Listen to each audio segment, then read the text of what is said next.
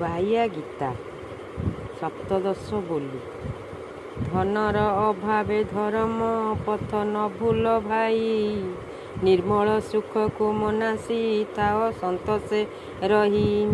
ବନବାସ କିବା ମୌନେ ନରେ ନୁହନ୍ତି ଯୋଗୀ, ଆତ୍ମତତ୍ତ୍ୱ ଯେହୁ ଜାଣଇ ସେହି ଜଗତେ ଭୋଗୀ।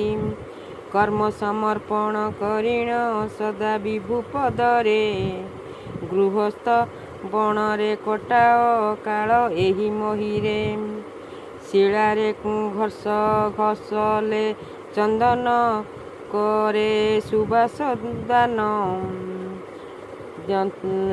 ଯନ୍ତି ପ୍ରେମ ଧନ ସାଧୁଏ ଲଭି ନାନା କଷଣ, ଫଳ ଭରେ ହୋଇ ମଣ୍ଡିତ ବୃକ୍ଷ ହୁଅଇ ନୀଚ।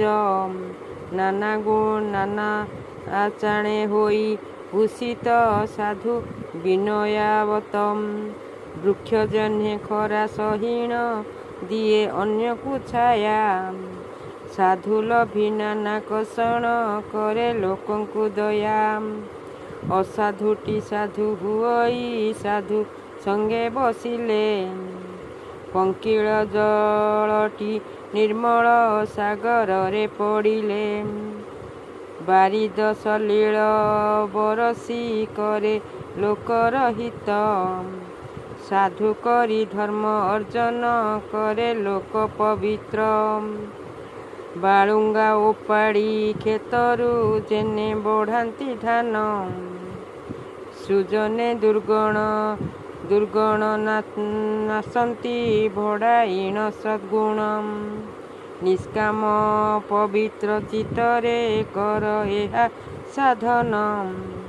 ଜଗତର ହିତ ନିମିତ୍ତ ଦେଇ ଏ ମନ ପ୍ରାଣ, ସଞ୍ଜ ସକାଳେ ତୁମ ଛବି ଖୋଜେ ନିରଭିଜା ନୟନରେ ମୁଁ। ସଞ୍ଜ ସକାଳେ